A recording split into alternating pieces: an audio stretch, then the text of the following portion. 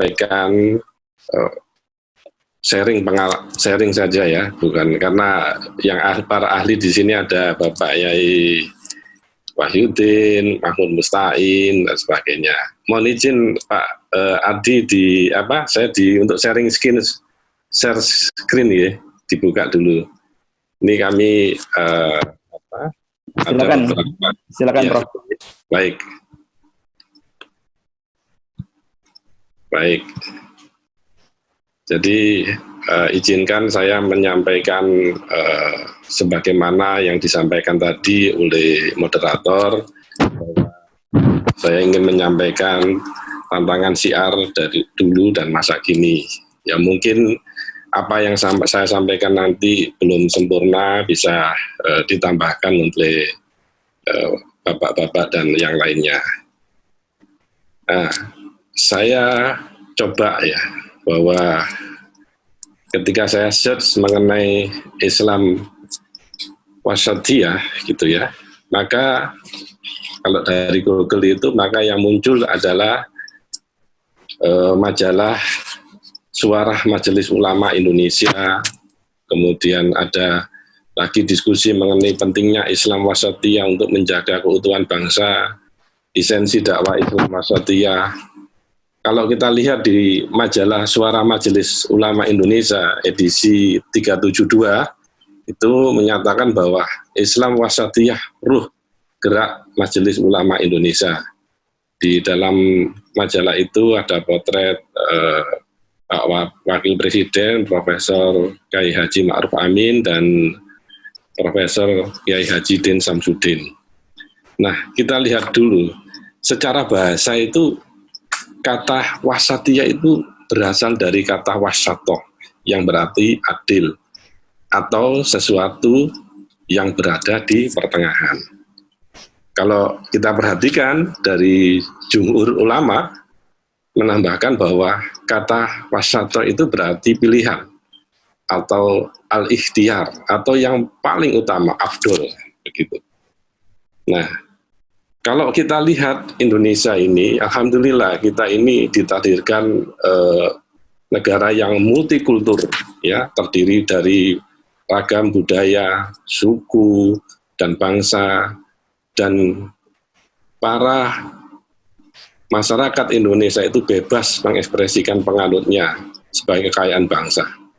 Bahkan waktu kita sendiri ingin membuat diplomasi di luar negeri, kita rebranding Indonesia, yaitu dengan 70,000 Island of Imagination. Yang kala itu kita bawa ya saat pameran buku terbesar di dunia di Frankfurt Book Fair itu. Indonesia itu terdiri dari ya lebih dari 17.000 pulau, 1.340 suku, dan 700 lebih bahasa. Bahasa ini memang membutuhkan pemahaman Islam Wasatiyah yang selalu mengintegrasikan antara keislaman, kemodernan, kebangsaan, dan keindonesiaan. Pernah pengalaman itu waktu kami masih mahasiswa itu ya, kita naik metro, kalau di Berlin itu ada namanya itu S-Bahn. Nah di situ kita kumpul banyak ya, ada yang Jawa, ada yang Sunda, terus ada yang dari Papua.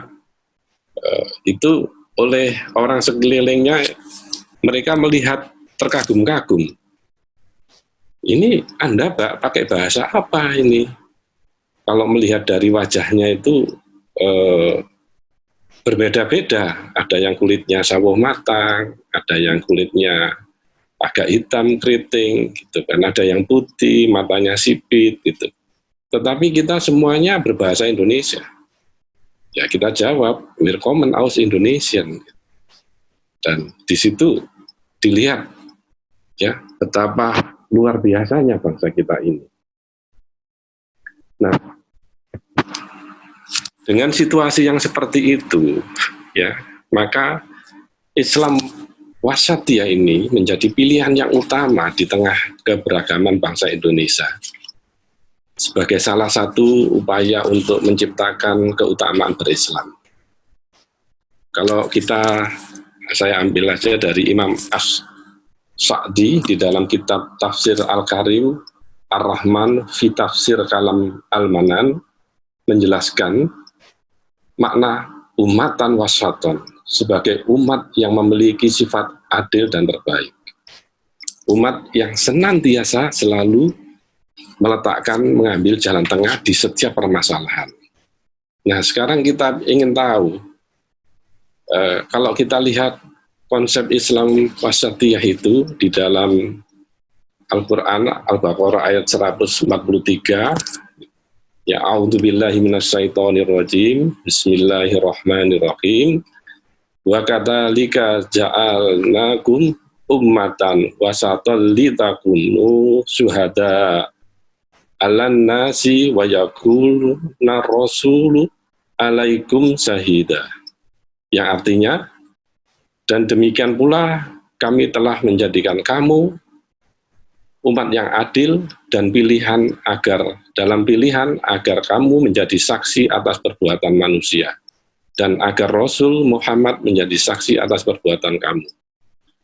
Ini konsep wasatiyah yang di dalam Al-Quran itu sendiri. Nah, Bapak Ibu hadirin yang berbahagia, izinkan saya menyampaikan beberapa hal terkait dengan pemahaman, pengertian wasatiyah ini agar kita, ya saya sendiri tercerahkan lah untuk ini.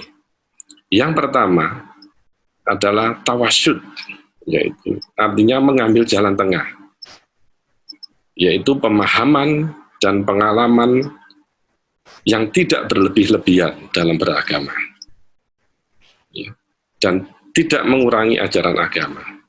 Itu yang pertama.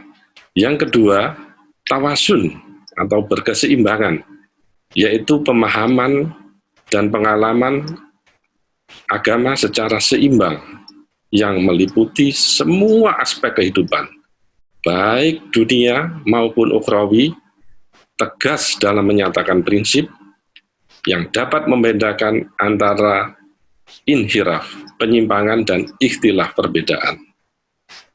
Lalu yang ketiga, iktidal, lurus dan tegas, yaitu menempatkan sesuatu pada tempatnya dan melaksanakan hak dan memenuhi kewajiban seseorang secara proporsional. Yang keempat, tasamuh, toleransi, yaitu mengakui dan menghormati perbedaan, baik dalam aspek keagamaan dan berbagai aspek kehidupan. Kemarin Pak Imam, Pak Warik II menyatakan bahwa perbedaan itu adalah sunnatullah. Dengan adanya perbedaan itu, akhirnya kita juga bisa mendapatkan hal-hal yang terbaik, yaitu dengan musyawarah.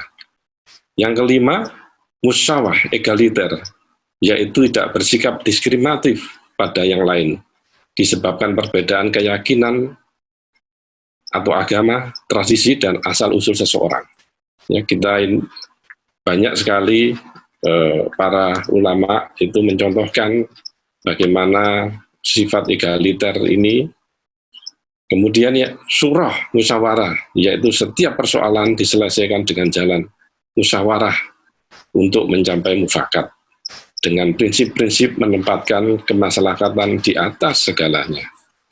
Kalau kita lihat ini musyawarah ini seyogyanya sudah menjadi bagian dari kita, ya. Dan kita lihat apapun, baik itu yang kita bekerja di kampung, bagi kita yang menjadi pengurus baik di kampus maupun di RT yang paling terkecil atau bahkan di rumah tangga kita. Kalau kita ingin melaksanakan sesuatu, tentu sebagai orang tua kita akan mengumpulkan putra-putri kita, lalu kita ajak diskusi bersama. Demikian pula Bapak dan Ibu, kalau kita lihat di RT ini biasanya sangat dinamis. Kita ingin mau membangun sebuah tempat untuk sesi keamanan itu aja kita diskusikan sampai panjang lebar. dan akhirnya kita mencapai kata kesepakatan. Ya. Kemudian yang berikutnya, islah atau reformasi, yaitu mengutamakan prinsip reformatif untuk mencapai keadaan lebih baik dan mengakomodasi perubahan dan kemajuan zaman dengan berpijak kepada kemaslahatan umum, dengan tetap berteguh pada prinsip al-muhafadzah ala al-qadimi al-soli wal-akhdu bi al-jadidi al-salah, merawat tradisi, merespon modernisasi. Jadi kalau kita lihat misalkan tradisi kita setiap 17 Agustus itu berdoa bersama, ya kadang kita salat tasyakuran, kenduri bersama, kadang-kadang kita di kampung ini mengadakan tahlil dan yasin, yang ini kan tradisi yang baik yang perlu kita kembangkan terus. Yang kedelapan, aulawiyah, mendahulukan yang prioritas, yaitu kemampuan untuk mengidentifikasi hal ihfal yang lebih penting harus diutamakan untuk diimplementasikan dibandingkan dengan yang kepentingan yang lebih rendah. Jadi kita ini harus pandai-pandai ya, bagaimana menentukan skala prioritas itu sendiri. Termasuk adik-adik mahasiswa ketika seringkali ada yang aktivis mahasiswa, kemudian kita punya tugas untuk belajar, bagaimana ketika ada kegiatan di kampus yang sampai malam, ya tentu bahwa tugas sebagai mahasiswa untuk belajar ini menjadi tujuan utama. Ya, sedangkan bagaimana kita berorganisasi menjadi tambahan kita dalam belajar. Yang kesembilan, tatawur wal ibtikhar, dinamis dan inovatif, yaitu selalu terbuka untuk melakukan perubahan-perubahan sesuai dengan perkembangan zaman serta menciptakan hal baru untuk kemaslahatan dan kemampuan umat manusia.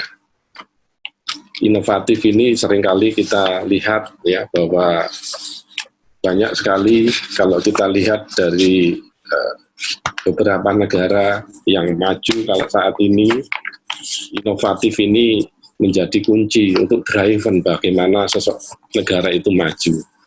Kita lihat bagaimana Korea yang dulu startnya itu sama dengan kita, kemudian Jepang, Jerman apalagi, dan yang saat ini yang kita lihat yang paling maju ya dan berinovasi itu negara Tiongkok itu ya. Tetapi kita lihat bagaimana Finlandia, kemudian bagaimana Perancis, ya, Amerika Serikat, lalu di beberapa negara yang lainnya. Tentu saja negara kita pun walaupun persentase untuk riset inovasi itu tidak sebesar negara-negara lain, tapi Indonesia bergerak maju dan memperlihatkan kemampuannya. Yang ke-10 yaitu tahadur atau berkeadaban, yaitu menjunjung tinggi akhlakul karimah, karakter, identitas, dan integritas sebagai khairul ummah dalam kehidupan kemanusiaan. Bapak dan Ibu sekalian, hadirin yang dirahmati Allah, adik-adik mahasiswa, ini saya sampaikan ya 3 kunci wasatiyah menurut Profesor Quraisyihab. 3 kunci, yang pertama adalah pengetahuan. Ya, yang kedua mengganti emosi keagamaan itu dengan cinta agama. Dan yang ketiga selalu berhati-hati. Perihal pengetahuan ini yang dimaksud adalah pengetahuan tentang ajaran agama dan kondisi masyarakatnya. Ya, tanpa mengetahui itu tidak akan bisa menerapkan moderasi ini atau wasatiyah itu. Semua perbedaan itu bisa ditampung oleh wasatiyah ini. Ya, misalkan perihal zakat. Ini para ulama terjadi perbedaan di antara ulama mazhab. Kalau mazhab Hanafi membolehkan, sementara mazhab Syafi'i tidak membolehkan. Demikian pula perbedaan antara kedua mazhab juga terjadi misalnya dalam hal kunut saat sholat subuh. Itu sunnah atau bukan? Oleh sebab itu, untuk menyikapi perbedaan-perbedaan yang ada, maka seseorang diharuskan memiliki pengetahuan, sehingga nantinya tidak mudah menyalahkan. Prinsipnya, selama kita meyakini bahwa Allah itu Esa, Nabi Muhammad adalah utusan Allah, dan keyakinan kebenaran Al-Quran, maka seseorang atau sekelompok orang tidak perlu saling menyalahkan. Jadi kunci pertama itu dengan pengetahuan. Terus yang kedua, mengganti emosi kebanggaan dengan cinta keagamaan. Ini misalkan ada seseorang yang rajin sholat tahajud dan yang lainnya tidak. Ya, menurutnya jika orang yang gemar tahajud ini tidak bisa mengubah emosi keagamaan menjadi cinta keagamaan, maka akan mudah menyalahkan orang lain yang tidak rajin sholat tahajud. Ya, ini yang ketiga ini yang kita ini selalu harus berhati-hati. Ya. Artinya apa? Tidak ada satu kegiatan positif yang setan tidak datang kepada seseorang, kecuali meminta seseorang tersebut untuk melebihkan atau mengurangi. Misalkan pada saat kita mau bersedekah, terutama yang bagi laki-laki itu untuk sholat Jumat. Ketika kita bersedekah, di dalam dompet kita ini ada uang, sebut saja 50.000. Itu ketika kita mau memasukkan di dalam kotak sedekah itu, kadang setan itu selalu mengombang-ambingkan hati kita. Ini kebanyakan ini. Ini kurang. Ayo hati-hati. Wah, bagaimana ini? Oleh sebab itu, yang ketiga ini kita harus berhati-hati ya di dalam mensikapi bagaimana meletakkan kita itu di tengah-tengah. Nah, Bapak dan Ibu, hadirin yang dirahmati Allah, adik-adik yang saya cintai, praktek amalia keagamaan Islam Wasatiyah ini perlu didakwakan sebagai implementasi Islam rahmatan lil alamin. Ini kalau saya ambil ya, di dakwah itu adalah tugas kenabian dan kerasulan yang harus diteruskan oleh umat Islam sebagai bagian dari tanggung jawab teologis mas'uliyah diniyah. Oleh sebab itu, dengan dakwah, Islam diharapkan akan dapat berkembang dengan pesat dan baik. Dengan dakwah pula, tatanan masyarakat Muslim dapat tertata dengan baik. Dakwah harus memerankan fungsi tauhidul ummah, mempersatukan umat, tansihul ummah, mensinkronkan gerakan dakwah, tasfiyatul manhaj, yaitu menyamakan persepsi, pola keagamaan Ahlussunnah wal Jamaah. Dan yang berikutnya adalah himayatul ummah, melindungi umat dari akidah dan pemikiran sesat, muamalat yang haram dan konsumsi yang haram, termasuk membentengi umat menghadapi rongrongan dari luar seperti upaya bermuatan dan sebagainya. Mungkin kalau terkait dengan haram dan halal ini, kalau di Indonesia ada jelas ya sertifikasi dari Majelis Ulama Indonesia bahwa makanan ini halal, makanan ini haram. Tetapi mungkin bagi Bapak Ibu, ada adik-adik yang berpengalaman studi di luar, biasanya ketika kita datang itu saudara-saudara kita yang selalu memberikan list gitu ya, data-data bagaimana ingredient atau isi daripada makanan itu. Apakah makanan itu mengandung babi atau makanan itu tidak boleh dimakan. Nah, ini pengalaman yang ada.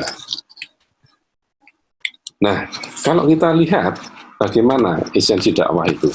Esensinya adalah mengingatkan, membimbing, ya, dan mengajak manusia untuk berbuat dan segala hal sesuai dengan tuntunan Allah Subhanahu wa taala dan Rasul-Nya. Yang kedua, meninggalkan segala hal yang dilarang dan bertentangan dengan tuntunan Allah Subhanahu wa taala dan Rasul-Nya. Dan yang ketiga, mewujudkan kebahagiaan hidup di dunia dan akhirat yang diridhoi Allah Subhanahu wa taala. Kalau kita perhatikan bagaimana kita memahami esensi dari dakwah, sering dimaknai supaya upaya untuk memberikan solusi Islam terhadap berbagai masalah dalam kehidupan. Masalah kehidupan ini mencakup seluruh aspek ekonomi, sosial, budaya, hukum, politik, sains, teknologi, dan sebagainya. Dan kita lihat Masjid Manarul Ilmi atau kita yang mayoritas berputar di bidang sains, teknologi, manajemen, ya, dan seni ini adalah tempat untuk kita itu berdakwah. Oleh sebab itu, dakwah harus dikemas dengan cara, metode, dan konten yang tepat dan pas. Dakwah harus tampil secara aktual, faktual, dan kontekstual. Aktual dalam arti mampu memecahkan masalah kekinian dan hangat di tengah masyarakat. Faktual artinya konkret dan nyata, sedangkan kontekstual relevan dan menyangkut problema yang sedang dihadapi oleh masyarakat. Nah, oleh sebab itu, agar dakwah ini tepat sasaran, maka harus dilaksanakan dengan memperhatikan da'inya, madda, wasilah, dan manhaj. Nah, kalau kita lihat fenomena yang terjadi saat ini, kebanyakan dakwah dilaksanakan secara kurang terencana, dan gencar dilaksanakan hanya berkaitan dengan perayaan hari-hari besar Islam, atau bahkan di momen-momen politik. Oleh sebab itu, ini sebagai introspeksi pada diri saya pribadi juga baru memberikan materi ketika Ramadan, ya. Tentunya seyogyanya tidak seperti itu. Mungkin di hari-hari yang lainnya, bahkan kita bisa juga saat kita mengajar, saat kita bergaul dengan seseorang, itu adalah hal-hal yang waktu yang tepat untuk menyampaikan dakwah itu sendiri. Nah, memang ini tugas juga bagi pengurus Manarul Ilmi, mungkin dari kajian Ramadan ini bisa meningkatkan kompetensi da'i, ya. Ya, kemudian kurangnya atensi mad'u pada materi dakwah yang membuka wawasan umat, materi yang tidak mendalam dan komprehensif, bahkan tidak jarang menonjolkan pencitraan diri atau kelompoknya. Oleh sebab itu, ada yang pemahaman yang cenderung sangat liberal dan cenderung permisif, semua serba boleh, ya ini, dan menggampangkan, ini harus kita cerahkan dengan pemahaman-pemahaman yang berdasarkan Al-Quran dan hadis, gitu ya. Nah, oleh sebab itu memang harus dibutuhkan sekelompok orang yang terus-menerus mengkaji, meneliti, dan meningkatkan aktivitas dakwah secara profesional. Ya, dengan menggunakan pemahaman dakwah secara luas ini, maka pengelolaan dakwah tidak lagi cukup dengan dakwah yang dilakukan oleh orang per orang, tetapi juga dilakukan oleh institusi atau lembaga dakwah. Memang kalau kita lihat ITS ini, core-nya itu ada desain dan teknologi, ya, kemudian ada social engineering, dan juga desain produk, gitu. Oleh sebab itu, kita juga harus menetapkan bahwa lembaga dakwah memilih beberapa bidang dan saluran, ya, sebagai program permanen dan garapan rutinnya. Bapak dan Ibu sekalian, hadirin yang dirahmati Allah, adapun karakter da'i ini, bahwa dalam melaksanakan dakwahnya itu harus senantiasa mengedepankan karakter yang lemah lembut, layinan, sebagaimana yang pada awal itu Pak Rektor yang menyampaikan, hamba yang dijauhi dari neraka ini, ya, karakter yang lemah lembut layinan. yang berikutnya ini sukarela, tanpa paksaan, tatawuyan, ya. Kemudian toleran terhadap perbedaan, tasamuyan, dan menyayangi objek dan sesama pelaku dakwah. Memang ini adalah sesuatu yang sangat ideal, tetapi perlu juga kita latih, ya. Bagaimana kita berbicara lemah lembut, ini tidak mudah ini. Karena kadang-kadang seseorang karakter, apalagi yang lahir di Surabaya, yang terbiasa dengan intonasinya itu, suaranya itu kencang-kencang gitu. Kalau bersukarela tanpa paksaan, insya Allah hampir semua kita bisa lah. Dan toleran terhadap perbedaan ini perlu tadi, yaitu harus punya ilmunya gitu ya. Ini saya ingin menyampaikan beberapa pengalaman ini memperkenalkan Islam Wasatiyah di Jerman. Ini ketika tim peneliti Musab Quran dari UIN Sunan Kalijaga waktu itu berkunjung ke Jerman, kemudian kami mendampingi di lembaga yang yaitu Research Center of Corpus Coranicum, di mana lembaga ini penelitian yang meneliti tentang manuskrip digital.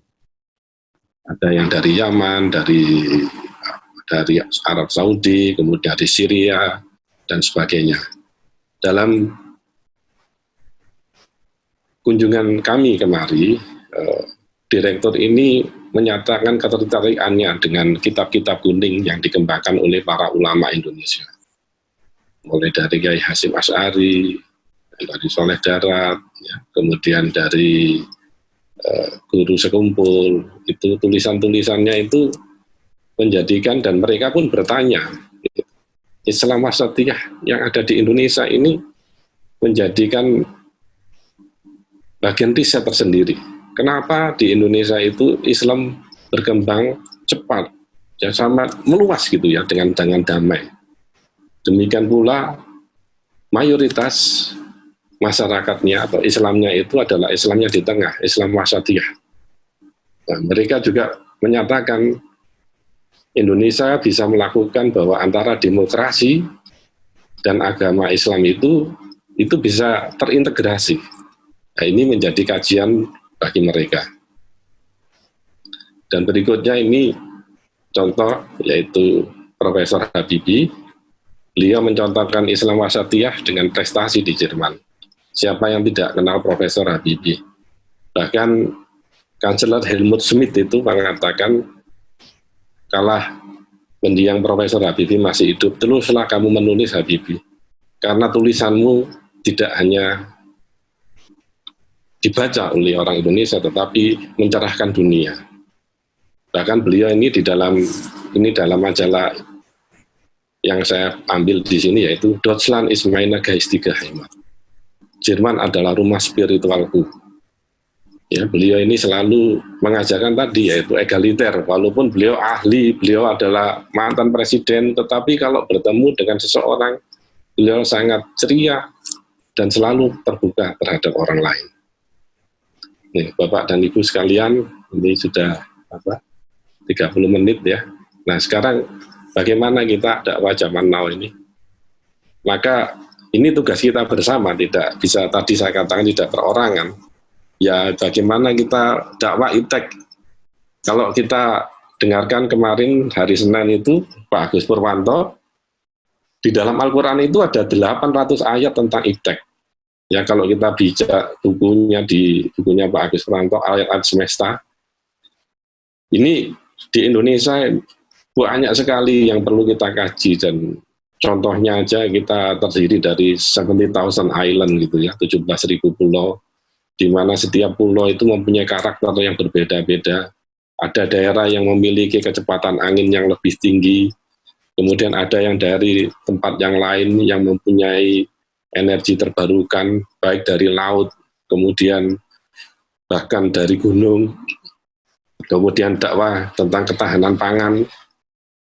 Saat ini ketika kita diminta untuk tinggal di rumah, maka saatnya kita juga memikirkan bagi Bapak dan Ibu, adik-adik yang tertarik dengan bagaimana kita ini agar bisa survive dalam kehidupan di sini, dakwah tentang ketahanan energi, lingkungan hidup, apalagi kita ini punya pantai yang luas, bagaimana pantai kita ini bisa langgeng gitu, sustainable ya, sesuai dengan standar UNESCO yaitu Sustainable Development Goal. Dan yang terakhir ini dakwah melawan COVID. Ya kita ketahui dalam beberapa bulan ini kita di kampus itu berpikir ada mengembangkan Violita, yaitu robot dengan cahaya UV yang bisa membunuh virus, itu kita kembangkan. Kemudian ada robot untuk pasien, ya, kemudian ada untuk proteksi, dan juga bagi dengan kimia, hand sanitizer yang kita kembangkan. Ini adalah materi-materi dakwah yang kontekstual yang bisa kita kembangkan.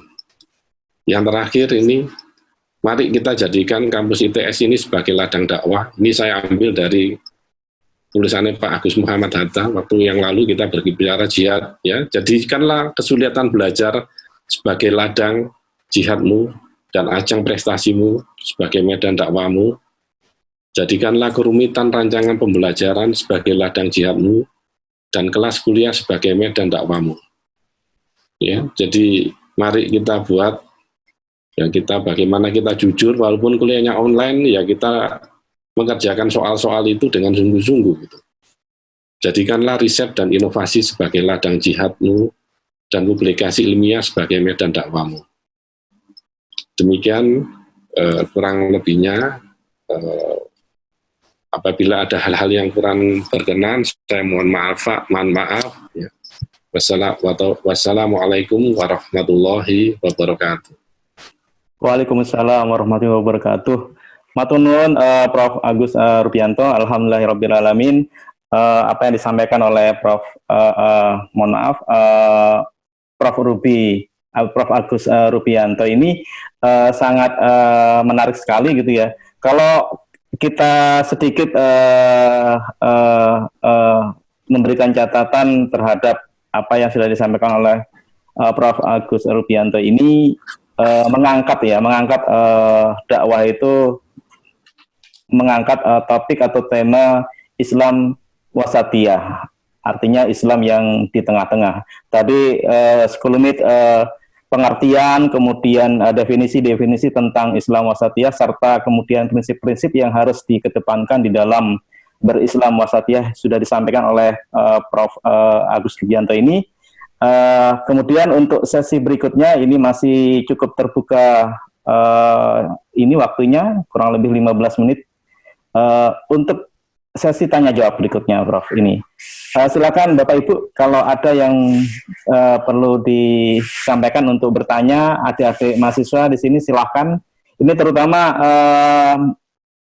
untuk adik-adik mahasiswa ya, saya kira partisipasinya ya di dalam kuliah online ini supaya ini ya banyak yang bertanya gitu ya. Ini kita manfaatkan gitu ya kuliah online ini, selain katakanlah sebagai bentuk rutinitas di dalam bulan suci Ramadan ini, juga bagi teman-teman mahasiswa gitu ya, teman mahasiswa ini juga sebagai pengayaan ya terhadap materi-materi kuliah yang mungkin sudah diterima sejak pandemi corona ini terjadi gitu ya. Nah, jadi alhamdulillah gitu ya, ini merupakan tambahan makanan bergizi lah buat rohani kita gitu, seperti itu.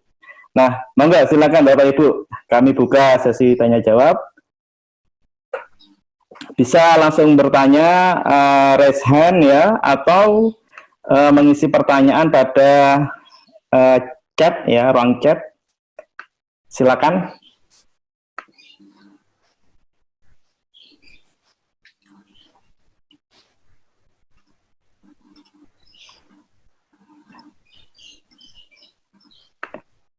Ini mumpung narasumbernya juga punya pengalaman sebagai atase pendidikan di Jerman, Bapak Ibu. Jadi ya mungkin saya belum pernah tahu gitu ya seperti apa Jerman itu, terutama di dalam ini ya perkembangan keislamannya atau perkembangan Islam di sana seperti itu. Nah mungkin Prof Agus mungkin sedikit cerita ini perkembangan Islam di sana seperti apa Prof gitu ya. Kalau kami perhatikan Jerman ini termasuk Islamnya cukup berkembang pesat begitu ya. Iya, mungkin sedikit diceritakan, Prof. Baik, terima kasih Pak Adi. Ini saya sampaikan juga.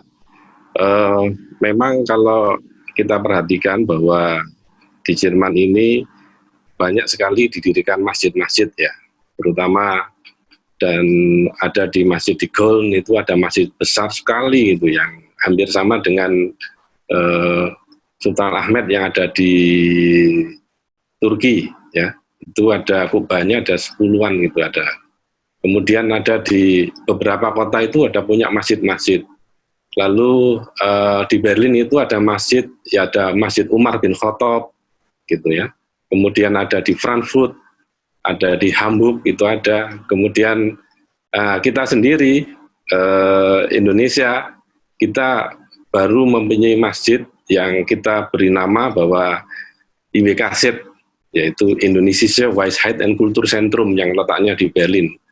Kala itu ketika tahun 2006 kita baru mulai untuk sebagai tempat beribadah kita, karena kita biasanya itu ikut sholat dan tempat lainnya. Nah, ketika kita selalu bahwa berdakwah di Jerman itu beragam, yaitu dakwah kita bisa lewat makanan, ya kita bikin yaitu acara sate somai, itu artinya kita memberikan diplomasi dakwahnya itu dengan makanan, ya makanan halal.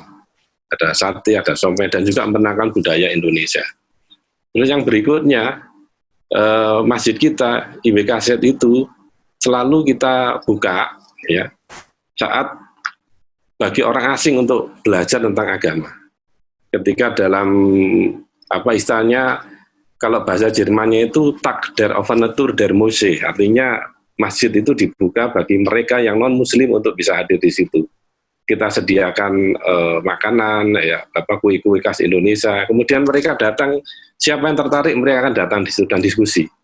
Dan alhamdulillah tahun ini kita di Jerman itu diizinkan untuk azan keluar. Ya selama ini itu enggak dilarang itu bertahun-tahun itu. Jadi kalau kita lihat kita berjalan di Masjid Umar bin Khattab itu ya. Dan kemudian yang berikutnya dari organisasi IWKZ, terus di Jerman itu organisasi yang sudah diakui ada itu IWKZ, lalu PCINU Jerman, PCNU PCI Muhammadiyah Jerman Raya, gitu ya. Kemudian ada pemuda Muslim Eropa, itu yang Indonesia ya. Kemudian juga dari beberapa yang lainnya. Dan alhamdulillah pengalaman itu kita Muslim Indonesia ini bila bergaul dengan Muslim-Muslim yang lainnya, kita ini sering dipercaya. Pengalaman saya dulu ketika saya di Paderborn itu minoritas kita ya, karena kotanya adalah kota Katolik. Dan kalau kita bikin kegiatan, misalkan kalau di tempat tinggal saya itu tidak cukup, maka saya seringkali ke saudara kita Turki. Bahkan saya pernah suatu saat itu sebelum menginjakkan masjid itu saya dites. Diberikan jubah itu kayak kaget juga saya, kayak jubah besar gitu ya, pakai kopiahnya itu putih itu, saya diminta untuk ngimami itu. Oh ternyata saudara Turki ini mengetes saya ini, dan saya imami, dan alhamdulillah sejak itu langsung diberikan kunci oleh saudara-saudara kita untuk memakai masjidnya itu bagi kegiatan aktivis mahasiswa Indonesia di sana. Demikian Pak Arli. Prof Agus, ini ada pertanyaan dari mahasiswa. Saya bacakan Prof di chat ini.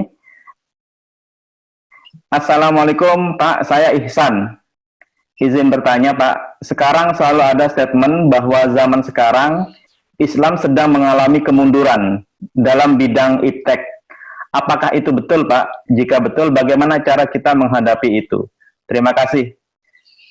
Ya, kalau kita lihat sejarah ya, bahwa sebenarnya zaman dulu itu Eropa itu kan tidak berkembang ya, dalam arti segi keilmuan gitu ya. Yang waktu itu kan ketika Islam masuk ke Spanyol, Andalusia gitu ya, kemudian di Maroko, ya disitulah. Nah, banyak sekali dalam zaman dulu orang belajar sains dan teknologi itu ya harus belajar bahasa Arab. Nah, setelah itu mereka belajar, kemudian mereka bawa kembali ke habitatnya, justru berkembang, tetapi umat Islam tidak, tetap saja di situ. Ya. Artinya apa? Dari zaman dulu sampai sekarang ya segitu-gitu aja. Lalu bagaimana langkah kita? Sebagaimana yang saya katakan tadi ya, bahwa saatnya kita ini kalau belajar itu harus istiqomah ya, sungguh-sungguh gitu.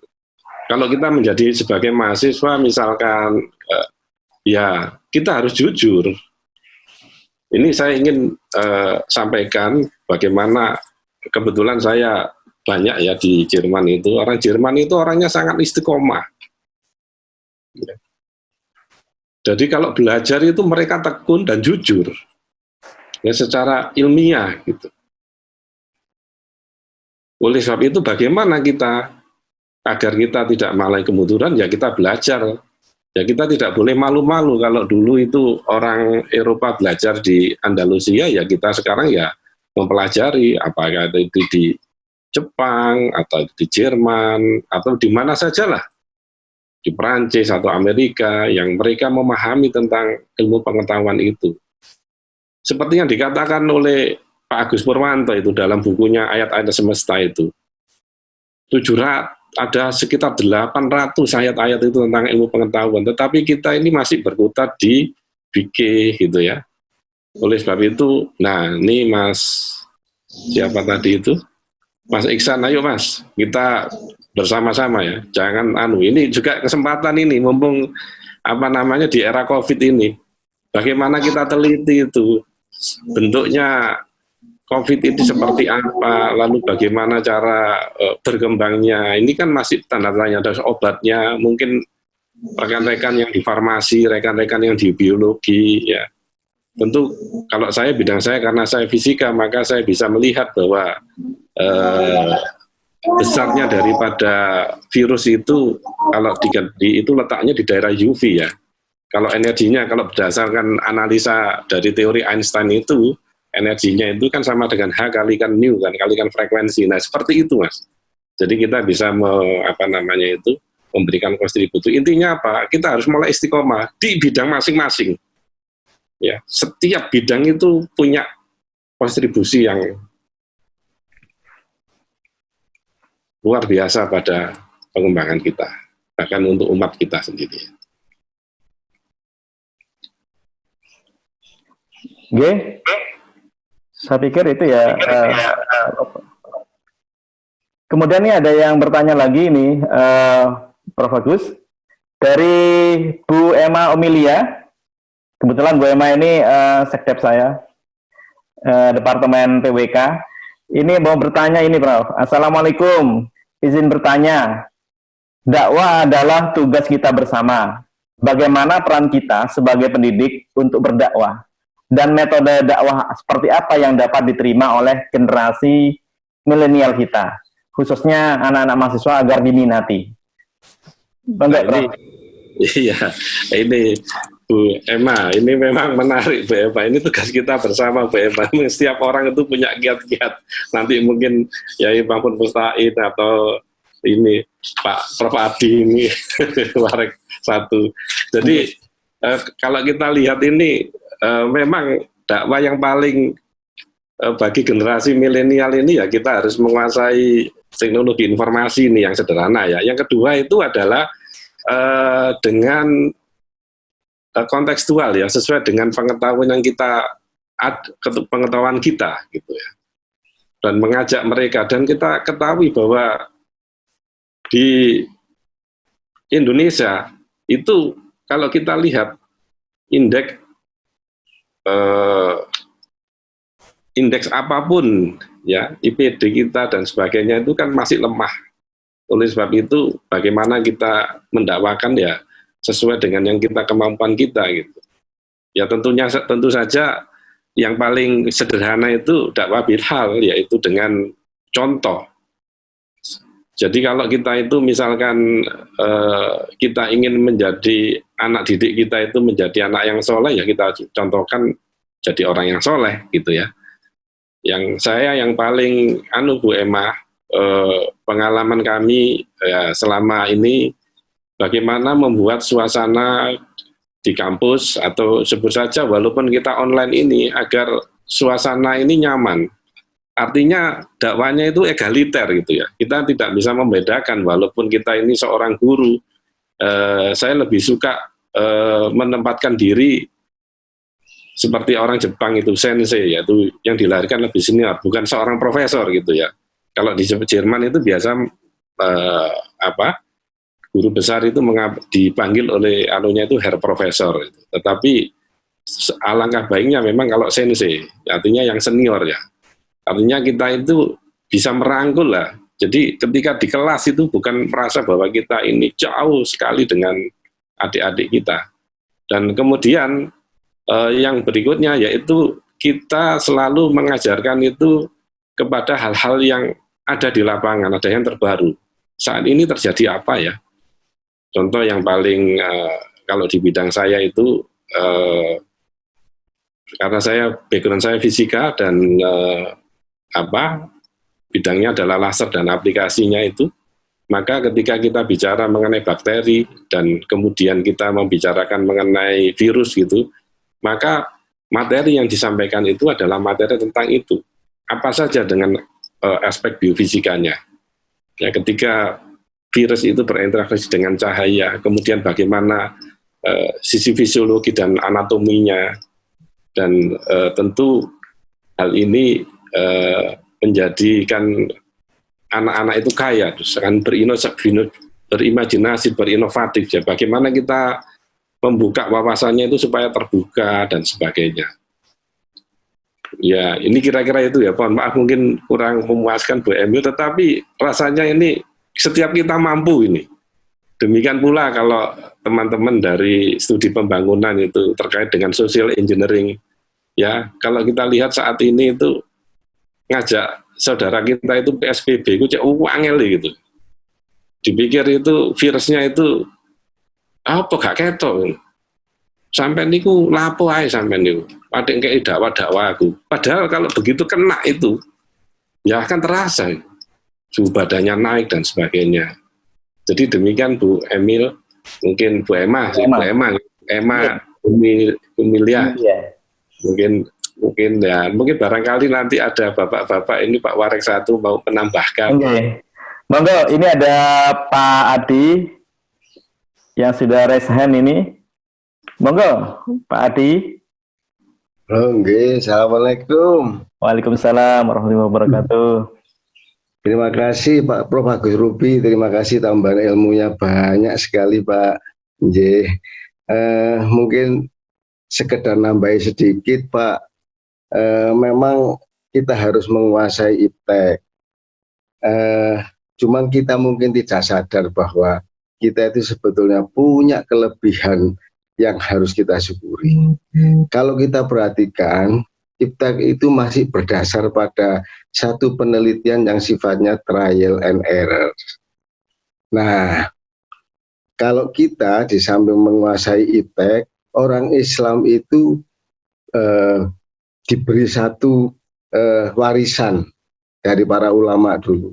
Sehingga dulu pada zaman pertengahan itu ilmu berkembang sangat pesat dalam waktu singkat, kemudian menguasai seluruh dunia. Ya karena tidak trial error Bapak dan Ibu.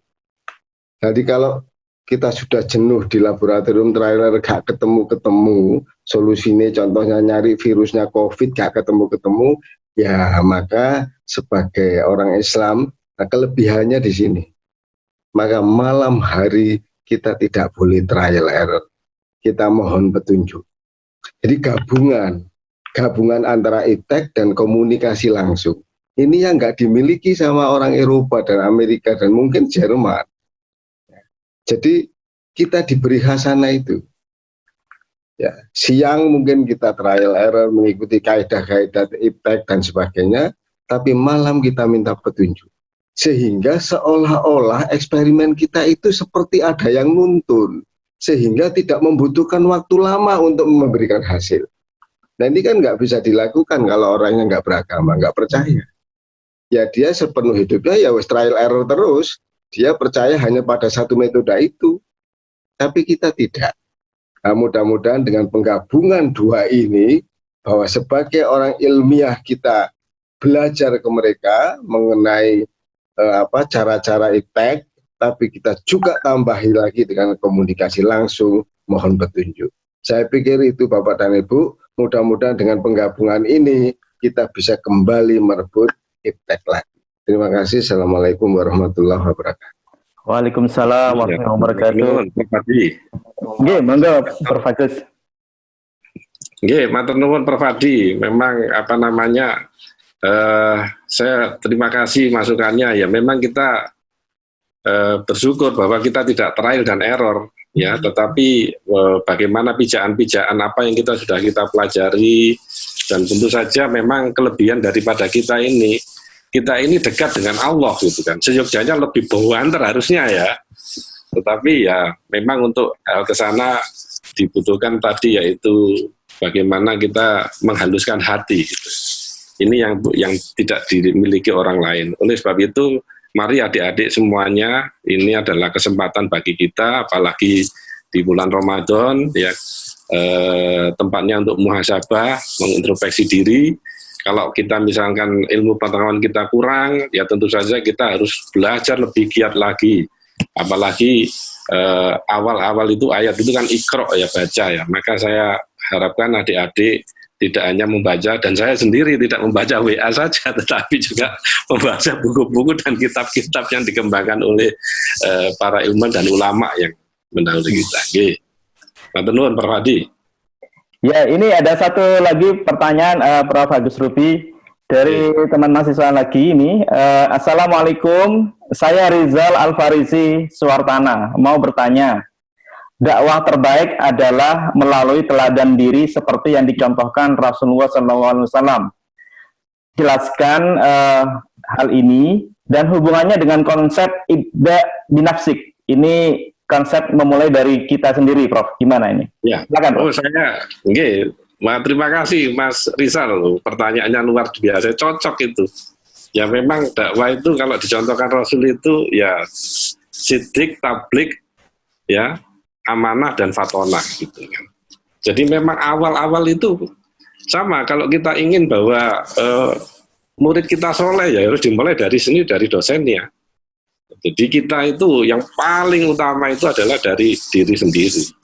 Sehingga kita akhirnya dipercaya kan, akhirnya oh ternyata Bapak A ini melakukan ini atau Ibu ini melakukan ini, dan dilihatkan dalam tingkah laku sehari-hari. Dan yang berikutnya adalah fatona ya, cerdas itu ya. Jadi ada punya jiwa kepemimpinan dalam hal ini. Maka dimulailah memang sebagaimana Rasulullah SAW itu, beliau itu dalam mengajarkan itu bahasanya sangat halus. Bahkan pula kalau di dalam Al-Quran itu kan dakwah kita kan harus halus ya. Kalau kita lihat dari sejarah Nabi Musa dan Harun itu, ketika beliau itu diminta untuk meluruskan Fir'aun saja itu diminta, padahal Fir'aun itu yang luar biasa, diminta untuk dengan bahasa yang halus. Oke Mas, jadi saya sepakat itu Mas, bahwa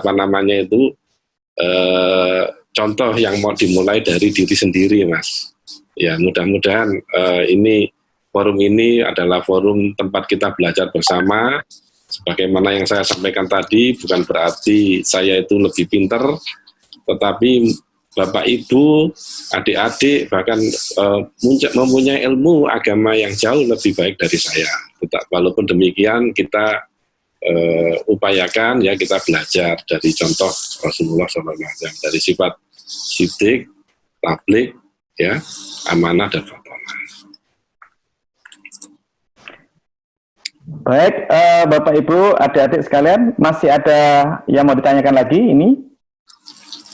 Ini ada pertanyaan lagi, Prof, dari Bapak Diananto. Ini, alhamdulillah ini Bapak Diananto ini adalah alumni ITS, Prof, yang selalu rajin untuk mengikuti acara-acara di ITS, terutama dalam kesempatan ini ya, ba'da subuh ini. Nah, ini pertanyaannya adalah begini, Prof. Prof, mohon bisa diberikan pencerahan terkait definisi dakwah profesional. Oh, wah Pak Bidiana ini luar biasa nih pertanyaannya ini. Ini saya lihat mulai dari hari pertama sampai hari ke-11 ini selalu hadir ini Pak. Nggih Pak Diananto ini. Alhamdulillah. Bahkan keluarga besarnya nih keluarga ITS gitu. Ya alma materku yang kucinta itu, ibu yang luhur ITS gitu nggih Pak Diananto nggih. Jadi dakwah yang profesional ini hemat kami begini Pak. Ya, bahwa kita ini selalu bagaimana kita mendakwakan atau mensiarkan itu ilmu yang kita kuasai itu, tetapi dengan dalam gitu ya, semacam saya tidak bisa mengambil contoh orang lain, diri saya sendiri aja lah, kebetulan saya ini orang fisika gitu ya, bagaimana kita menjelaskan kalau tadi yang paling sederhana saja, yaitu bagaimana kita sekarang mengatasi virus corona itu sendiri. Nah, kalau definisi ilmu saya, yaitu bahwa yang paling bagus itu dengan teknik biofisika, yaitu kita kita berikan dia itu, yaitu cahaya ultraviolet, yang itu banyak spektrumnya mulai dari 300 sampai 500 nanometer. Ya, kemudian juga bagaimana kita menjelaskan hal ini kepada khalayak. Demikian pula kalau nggak salah juga Pak Diananto ini kan dari sipil nggih Pak nggih? Elektro Pak. Elektro apalagi elektro telkom ini malah itu profesional, bagaimana dakwanya jauh lebih luar biasa. Bagaimana kita itu sistem telekomunikasi, bagaimana nur cahaya itu dari laser ya, ketika kita sifat daripada cahaya itu sendiri seperti kayak malaikat, begitu dia punya koherensinya. Kemudian ketika kita membawa informasi, kalau malaikat itu memberikan wahyu kepada Rasulullah begitu, tetapi kita saja yang dengan teknik saja, dengan laser saja itu kita itu bisa mengirimkan data sampai terabit per sekon gitu. Ini hanya manusia ini, apalagi itu yang ciptaan daripada Allah itu. Berapa data yang dikirimkan oleh malaikat itu ketika mengirimkan wahyunya dan sebagainya. Ini dakwah yang kami maksud itu Bapak, dakwah profesional itu sesuai dengan bidang kita gitu ya. Sehingga nantinya apa yang kita sampaikan itu kontekstual Pak Diananto. Dan bahkan kalau saya melihat itu dakwahnya Pak Diananto ini sukses ini. Diam-diam ini, iya kan? Sak keluarga itu, ITS semuanya ya.